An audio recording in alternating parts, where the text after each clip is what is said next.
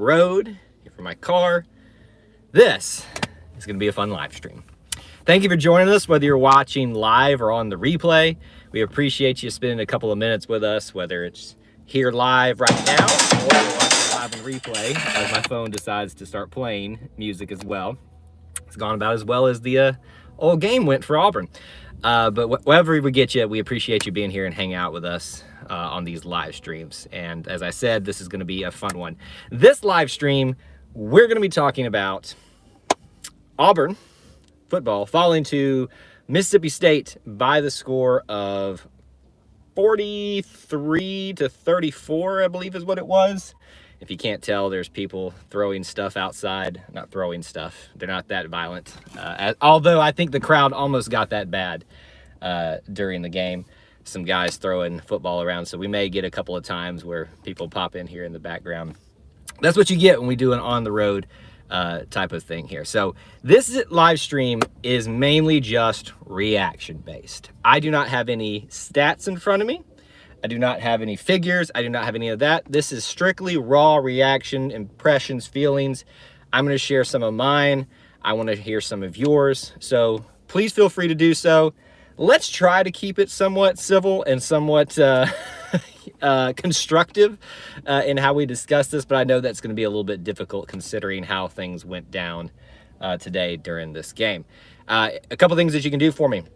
Make sure you check out the links in the description as we go throughout the show, ways you can help support our content here, and smash that like button if you enjoy this type of content. With that being said, please go ahead and post now where you're watching from, city, state, international, if you are international, and let me know who's here with a War Eagle. Despite the loss, we can still celebrate by saying War Eagle. We're still not a cowbell-loving team. Earlier on, before we started, Bo Adkins wrote, I've got to hear this. I don't know if you're saying you got to hear this because you're anticipating my reaction, thinking it's going to be good or bad. Don't really know. So I'm going to try my best, to be honest with you, to be on my best behavior. Although I'm going to try to be honest as well. Let's see who else has already posted some stuff here. Ibster, I guess is his name. Nick's played great. I would agree with that. He played great for the most part. Corey Benson is here from Hoover. He's one of our channel members and Booster Club members. So thank you so much for your support and for being here. The defense was complete and utter garbage. I blame the D and the coaches on this one. Absolutely no excuse to blow a blowout like that. Yeah, it feels that way, doesn't it? I think the struggle for me, to be honest with you, is I'm trying to really wrap my head around everything because there's so much nuance and there's so much... you can say 100% that the defense is to blame completely for this one, and you have a solid case for that. You can say the coaches made some very poor decisions that made an already bad decision, bad situation worse. Sure. You can say certain players made some very things. Most people are still continuing to ignore, in my opinion, the biggest and the only issue that will determine Auburn's success for the rest of the season is the play of the offensive line. I know I bore some of you to death because I won't get off that train, but it's the truth. Auburn football is determined by how well your front does, defense and offense, but especially the offense. And I'm gonna maintain that there. So those are some of the things that maybe I'll address here, and I want to hear, especially what you guys are saying. Dusty says, abysmal, ridiculous, pathetic, one of the biggest meltdowns I've ever seen. I think we've probably seen worse. However, giving up 40 unanswered points, that's not good. That's not good at all. It is not favorable. Ibster is already moving ahead. Hey, listen, I kind of like that. At this point, put this one behind us. It's so bad. I think we'll win out. Alabama could lose to Archie, and we'll. So, Ibster, if you're saying we're going to the SEC championship, no, we're just. I'm sorry, I'm not trying to dismiss you, but no, this team's not going to the SEC championship. Aside from literal chaos erupting across the college football landscape in the SEC. Let's not even get into those things. I know that's a little bit of a pessimist thing for me to say, and that's not normally my nature, but that's really what it is. Kenneth says, and he's one of our channel members, thank you, sir. I'm upset we had 39 unanswered points, 40 technically if I'm doing my math right, because it was 3-28, and then they won 43-34 if I've got that all right. I want to know, why would we put in TJ with 3 minutes to go when we still had a chance to pull the win? Let's talk about that. I think we want to probably hit on that thing. I'm just trying to make sure I don't miss any of these other kind of comments. We can kind of catch in together. So let's talk about the TJ Finley decision at the end, because I think honestly it's the most recent thing. It's probably the most raw thing too. It's the most questioning thing too. So everybody's gut reaction was, why is he coming in? Bo had a great game. I'm not even, as a Bo apologist, I'm not even willing to say that he had an outstanding game. A great game's probably true, just based on numbers and, you know, not having an interception and not giving up a fumble himself, saving a fumble himself. So Bo was not the problem in this game. That's not part of the discussion here. So why would you pull him out? So not knowing this, the guy I was sitting with, we talked about this. When you're 15 points down and nothing's working on offense at that point, why not? It's the same concept of the Georgia State situation. Why not change things up? That's what we're going to get to, what actually is probably true here in a second. That's what I was saying, what we were talking about. Maybe just, hey, TJ Finley worked magic before. Why not give it a try? Now's the time to pull out all the stops. So that's kind of what I thought. So this was not, in my opinion, and that's all this is, so you can take it or leave it, a benching of Bo. It was simply in my mind at the time, hey, we're going to try something, see if we can get some kind of miracle pulled off here at the end. Clearly, the issues stem much farther than TJ Finley. The issues stem much farther than Bo Nix. If ever there was an argument for what the true issue with this offense is, you need to look no further than the front. That's it. Even TJ Finley. And I know that this is a small amount of time to be judging him on, or to even make that statement with him in there. We've seen it before. The offensive line is the issue. Anyway, I keep going back to that. Let me talk about this. Apparently, I was talking to some people after the game, some that were at the game, some that were not, and they are saying that Bo was having some issues with an injury, and that's why he was pulled. So if that's the case, then it makes utter sense. But with the craziness of everything going on and the frustrations, everybody was just jumping on it. Why would you do that?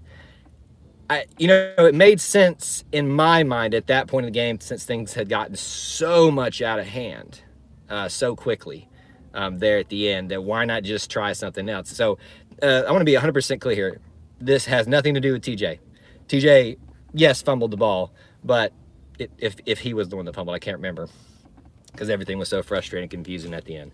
But I'm not faulting TJ. I'm not saying TJ was even put in a good situation. I'm simply saying that you could interpret that a couple of different ways there, and it wasn't necessarily the wrong thing to do, whether it was for injury or just to change things up.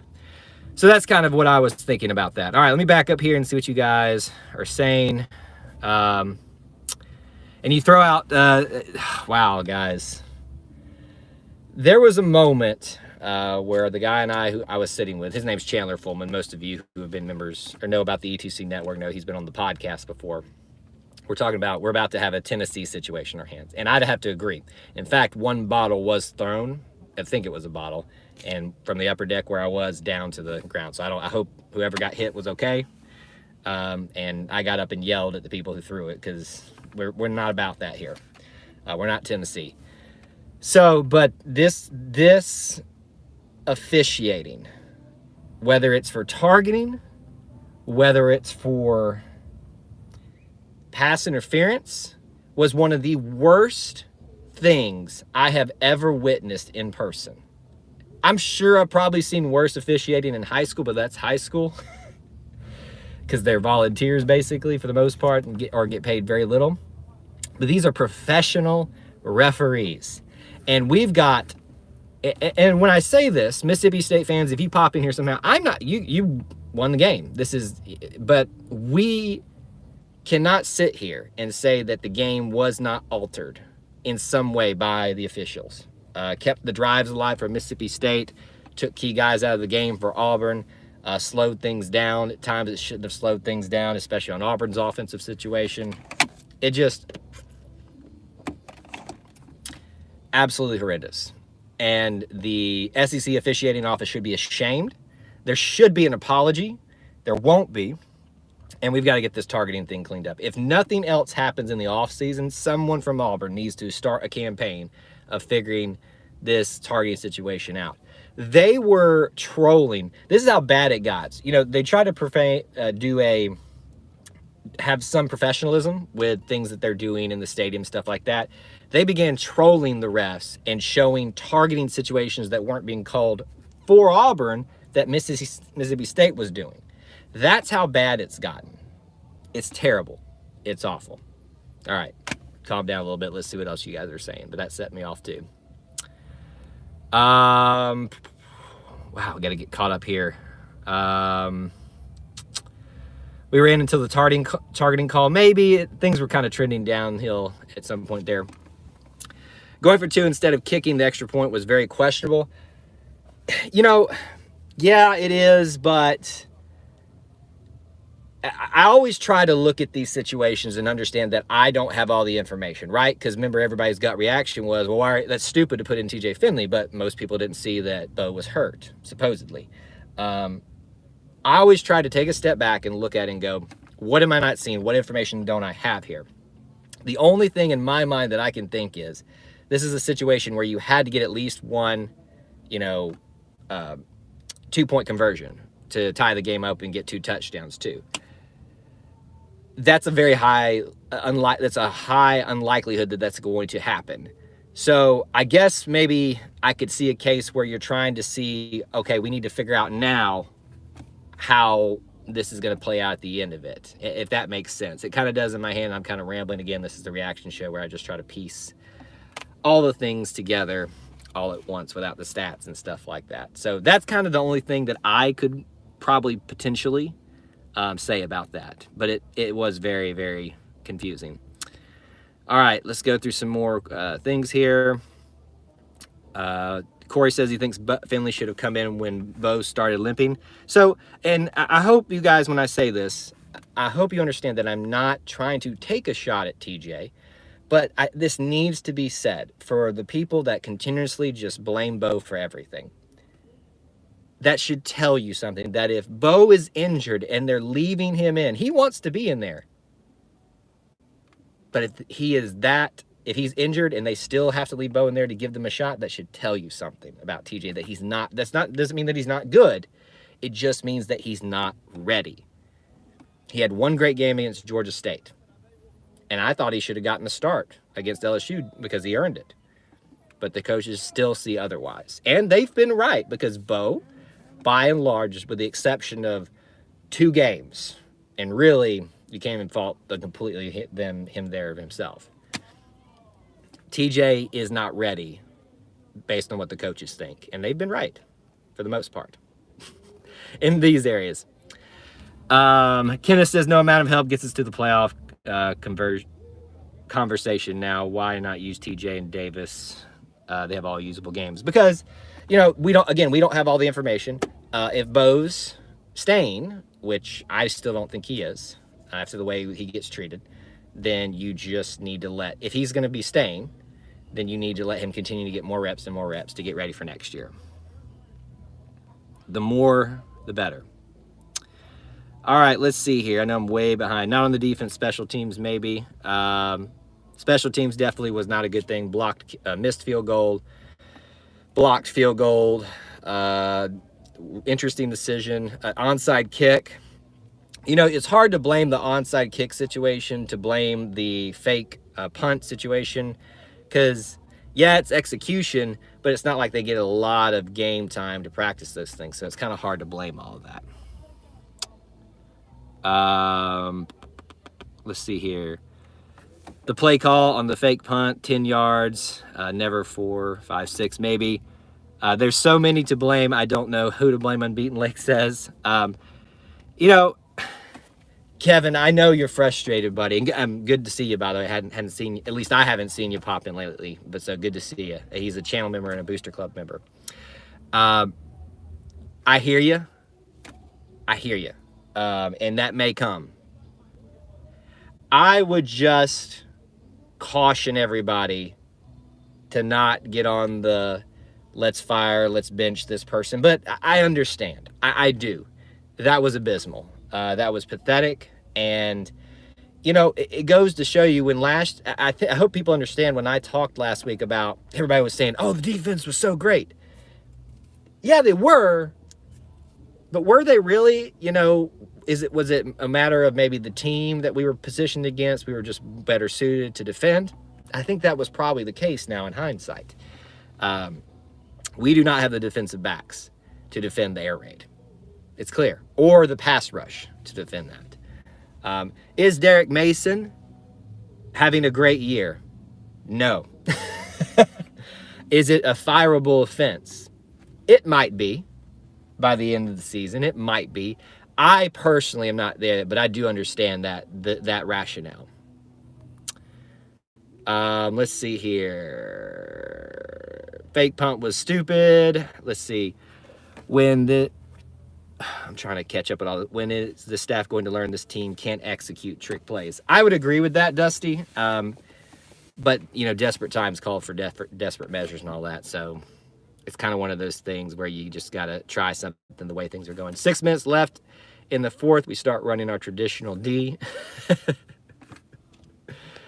Yeah, let's see here.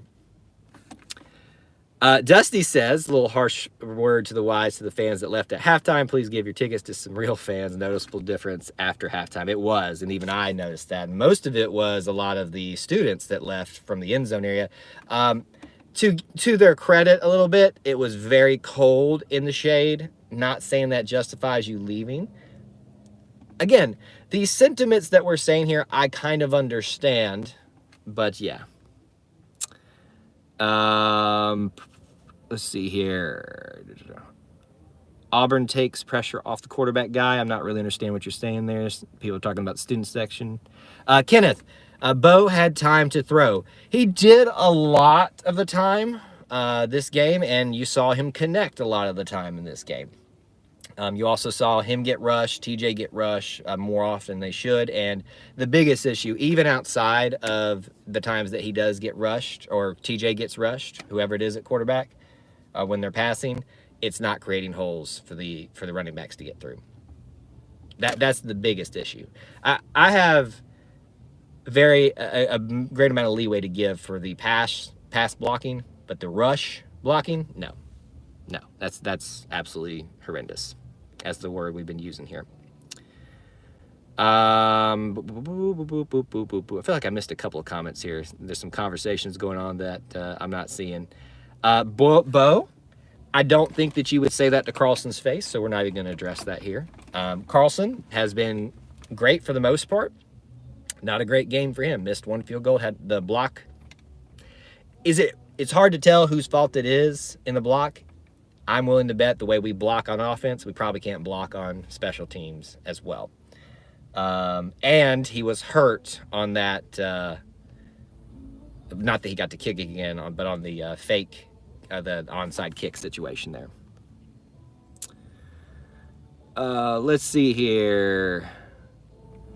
We stuck it to them when we blitzed, but then they got it back on penalties. So yeah, so there is this interesting dynamic, right? Where, you know, you had a Mississippi State team that was kind of hit in the mouth. You also have this situation where there was some cushion that they would give some mistakes they were making by the refs at some particular times. There's no argument with the Mississippi State fans that they can have and be reasonable that this was a evenly called game. Did Auburn probably get some, you know, play a little bit more sloppy? Clearly. But was it worthy of the horrendous calls that were happening against them? No. We're not blaming the whole game on that. It's pretty obvious it affected in some way. And that's the frustrating part here. Dusty says, no sympathy. Put on a jacket if it's cold. Well, if you see the way some of the co-eds dress, you'd understand why they're cold. Not negating that in any way. Dakota, I wish people could stop wanting Harsin fired. This is year one. You won't see a championship. That's a very reasonable way to see it. But here's the thing is that social media and people hide behind their avatars and their profile things and can say what they want to say because they don't think there's any consequences for it. These are things that they would never say to a person to their face. And that's why we stress that here. We try to kind of develop a community where that's not encouraged or really allowed. Not allowed is not a good word, just encouraged. Dusty is not letting up on the fans. I see where the sticky point is. I stood in the rain down by 20. No excuse for leaving an SEC game that ain't over. I understand. I do.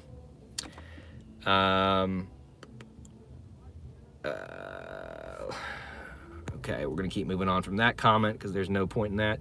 Auburn cannot adjust during the half at all. Chris, I would disagree with you. They've adjusted in the half a lot this year. Of late, no. The last two games, no. But they have. That's one of the things that's been said when Derek Mason and his defense got off to such a rough start is they started making better adjustments in the second half. So I'm not just trying to refute a lot of things a lot of you guys are saying. I'm just trying to point out some of the inconsistencies because right now it's an emotional response and I get it. I'm there with you. You should have seen me up in the stands, but you got to start kind of bringing it down to what's actually taking place. What information don't we have?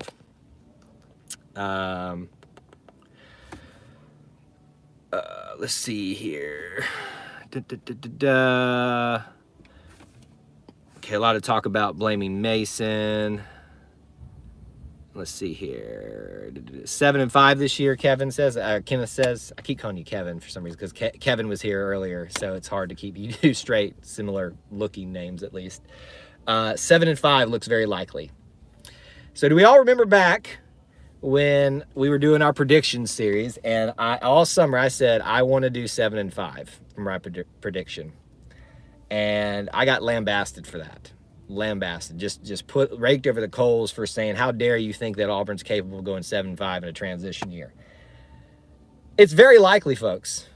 It is very likely. And is that a bad season if you were somebody expecting a national championship season or a 2-loss season? Yes, that is very disappointing. Let me rephrase that. It is disappointing for me to lose 5 games. But I also understand what's going on. This is a much different situation. Everybody, well, a lot of people wanted a wholesale changeover. You got it. Let's see here. Shannon, good to see you. Thanks for being here. She asked, any postseason coaching changes? We won't know till it's postseason, right? Although Coach Harsin has set the precedent that he will fire someone mid-season. Let's wait and see what Sunday brings. That's all I can tell you is just be patient and wait. I would get the feeling that something will change based off the inconsistency of both staffs. But that's all I can go with right now. Kenneth, I love your optimism, man. Thought 8-4, still in the running. So that's the good thing, right? You need to be able to rationalize, yes, 7-5 is likely because it's Alabama, and we've still got to beat South Carolina. But 8-4 is still possible. 9-4 is still possible with a bowl win, This is still a lot of season on the table. You just got to match what your expectations are. And I think that's the thing a lot of people miss too. Sorry, another soapbox thing. Some people hear you should expect an 8-4 season saying you accept mediocrity. That's such a weak argument. No, it's understanding what's actually taking place and what's going on.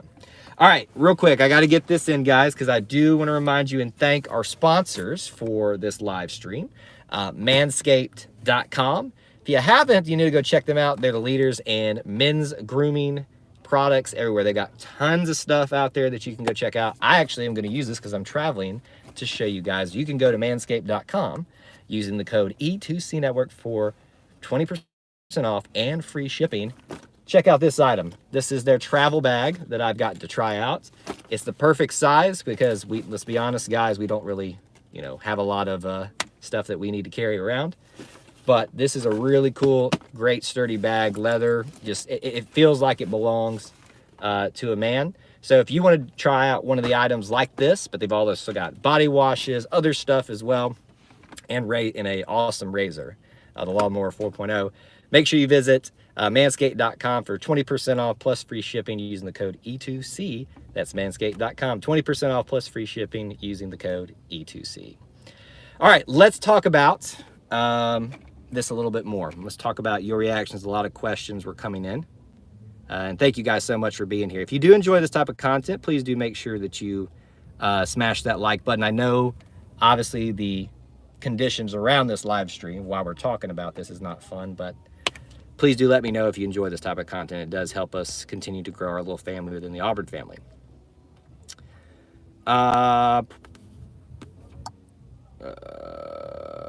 Looking here, trying to catch up with where we were. Unbeaten Lake says, I think people had too high hopes. I sort of expected an upset this year. I just didn't know when it was going to come. Obviously, it's easy for us to say that now, but I kind of agree with you, Unbeaten Lake. When I was saying 8-4, that was predicated upon us potentially losing to LSU, Texas A&M, Georgia, and Alabama. But I kind of felt like we were going to get one of those three, and then a fourth loss was going to come somewhere else. It happened. It happened. Dusty says 7-5 will be disappointing only because of the opportunities we have missed. There's just no excuse for today. Absolutely not. There is. Yes, and that's the thing. I hope you understand that I'm disappointed, and you should be disappointed. But we've also got to rationalize what truly is going on here, and this is why I hate to bring this up because I know this makes some of y'all mad. I was not in favor of the transition this year because I knew where our team was at. And this wasn't going to sustain what people wanted in a transition year. But it's still a lot of season left. Corey says, you guys are just filled with bile today. Take it easy. I hope everybody can take it easy and put things in perspective and kind of put things, where they're supposed to be. But hey, it's football. We get a little emotional about it, right?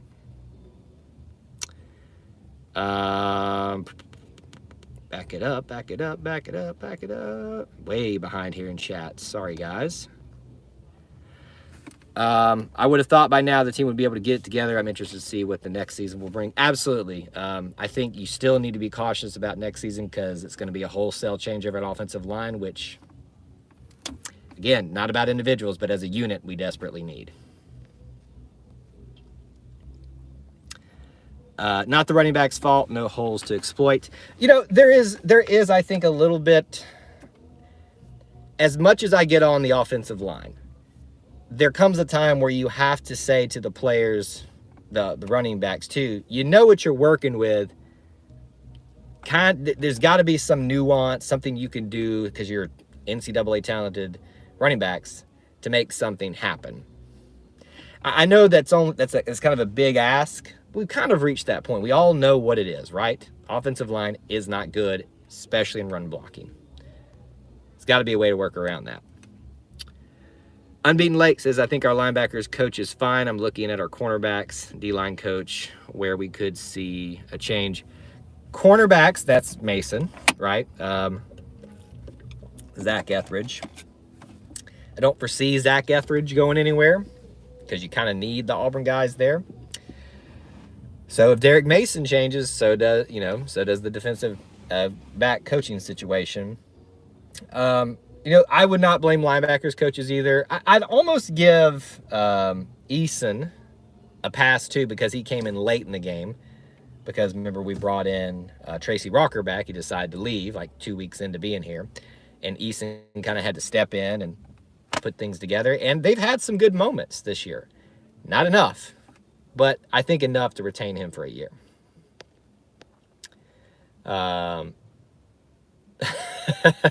Chris, I appreciate that. Just make sure you use that code E2C if you want to try that out. They will very much appreciate that. Thomas, Harsin fired a receivers coach 3 games in. Why doesn't he fire Bobo and Mason and salvage the season? So let me just get this straight, Thomas, and I'm not picking on you. You really think the best thing for this team is to fire both those guys right now? I'm sorry, I cannot see the logic in that. We've reached the point in this season where we know kind of what to anticipate for the results of the end of this thing. It's going to be somewhere between, hopefully, 7 and 8 wins. 7 to 9 wins, really, you have the opportunity for. So that at that point, I don't think does anything good. Now, I'm not coach. He's made the executive decision that he's tired of what he's seen, and maybe he's reached that point. We will find out. Coach Harsin has been very I shouldn't say forthcoming. You don't have to read hard through what he talks about in his press conference. So Monday's press conference will be very telling. Let's see here. Mississippi State came out on fire. Is there a locker room better than the home team? Now, and here's the thing, too. You got to give credit to Mississippi State. I'm glad you said that. Will Rogers is a great quarterback. We're a terrible defense, today at least. But Will Rogers, he beat us. And he looked every bit of the quarterback that everybody's making him out to be.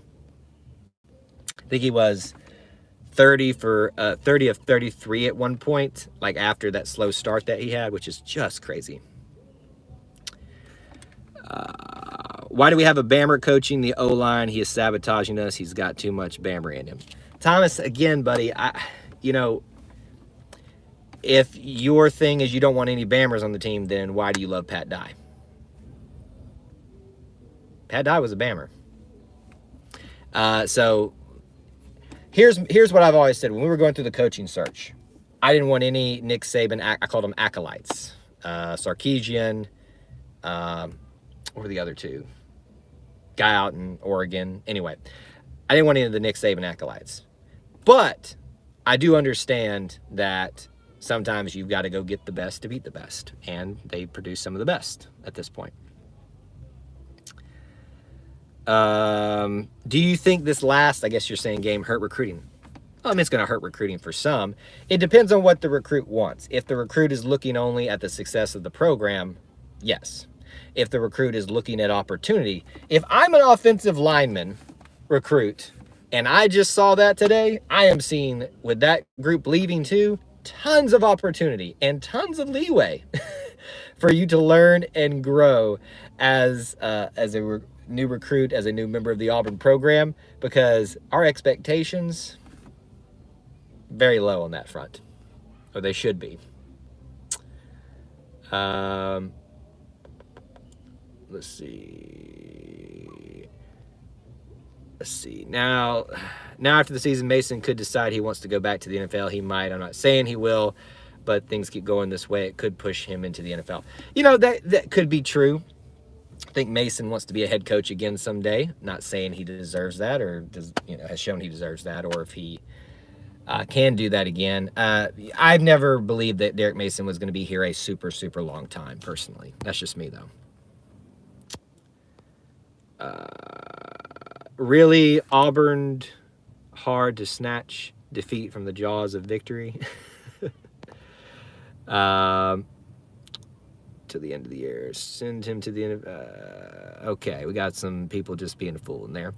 All right, 7 to 9 wins. Who's the guarantee win ahead? We could lose 4 in a row, 5 counting the bowl game. I think you're miscounting. We've got South Carolina, Alabama in a bowl game. That's it. That's it. So I don't know where you're getting your numbers from, but the 9 wins still is possible because we're at 6 right now, right? Is that right? Or are we at 7? Do I have that wrong? I may have my math wrong. But either way, there's only 3 games left. So, that's basically what you have to look at there when I make that assumption. To your point about Dye, he went to Georgia first as a player, so he wasn't fully a Bammer. Well, so most of the Alabama coaches that you're referring went somewhere else as well first, or after that time at Alabama. You see, there's a little inconsistency in what you're talking about there. Shannon says we lost last week. I'm aware. I thought we were already bowl eligible, though. Am I wrong on that one? See, that's how crazy this season has been, Shannon, that I have not. And again, forgive me. This is the reaction show where I don't have stats in front of me and stuff like that. We're doing it on the road. Neil, good to see you, my man. I know it's tough. He says, awful game, nothing else to say. Trust me. Yeah. Corey, we're 6-4 now. See, I thought so. I thought we were 6-4. 3 more games means you have, so that would mean, yeah, you could potentially have a 9-win season. 7, 8, 9. She's got me questioning. 6 wins is bowl eligible. Usually it is. So we're going to a bowl game. The question is, which one are we going to get at this point? All right. Not that we're going to end right now. Keep your comments and questions coming, but just want to kind of start gearing us towards that situation. We've addressed the refs. We have addressed the offensive line. We have addressed Bo and TJ, putting them in. We've addressed questionable calls, but we've addressed the defense and the defensive backs, Will Rogers. If there's not an angle of this one yet that we haven't addressed, please do let me know. I'd love to hear your opinions on this. And if you haven't, please make sure you smash that like button. Thomas says we put TJ in too late. If Bo was hurt, then yes. If he was hurt to the extent that some people are saying he was, that is correct. Then that was. But again, I've said this already. That should tell you something about where TJ is at in his development as a quarterback. If a injured Bo, the coaches consider a better option than a healthy TJ. Again, they are operating with all the information. We are operating probably at best with 25% of it. Unbeaten Lake, we just need to give the coaches a couple of years to get some things fixed. We have to learn from these types of mistakes so it won't happen again. Absolutely. Nick Saban lost to Louis and Monroe. You forget that? I never let them forget that. We almost lost to Georgia State, so there's that as well. I agree with you completely. I understand, like, the frustrations, the visceral reaction to this, I understand, but at the same time, there's got to be a balance of putting things into perspective. Corey, can't wait to see what the refs do to us in the Iron Bowl. Well, you know how that usually goes, so just go ahead and prepare yourself for that. I promise you, though, well, I shouldn't say I promise. I would like to promise you that it can't be worse than this game, but it most certainly could be. Just know that Alabama will not get called for holding, and we will, most likely.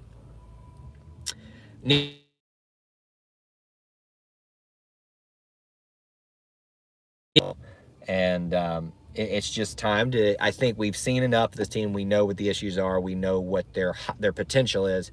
And it's time to level our expectations for the rest of the season to where they should be and be pleasantly surprised if they overachieve, which they probably can because they've got a lot of potential in them. Let's see here. Harson's coaching with Gus's team, give him 2 years and watch out. Absolutely. We talked a lot about this in the off season. You really need to give a coach 4 years. I asked for 5, but that's too much for some people. 2 is too much for some people. You need to give them time to do a wholesale changeover of the recruits, because then you know what really happened. So you could say 4 because, yes, that freshman class that first came in is going to be seniors. But I would say they'd need that 5th year to really figure out what the trajectory is going to be. 4 is like setting it. 5 is figuring out what the trajectory is going to be. Most people aren't patient enough for that. Let's see here. Let's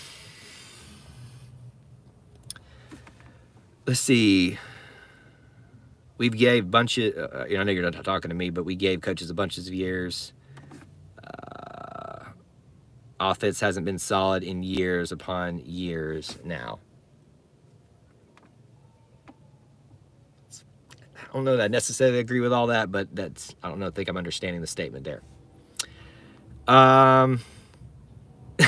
Refs will probably call a missed field goal above Bama as good. Wouldn't be surprised. The Braves winning the World Series has really helped me not get angry at Auburn football. It's almost like they knew, right? The Auburn fans need something from us, and the Braves took care of that. 3rd year with the transfer portal now. Kenneth, I'm actually going to disagree with you. Hey, Clint, good to see you, by the way. If you haven't visited auburnuniforms.com, you should. Clint's a pretty cool guy.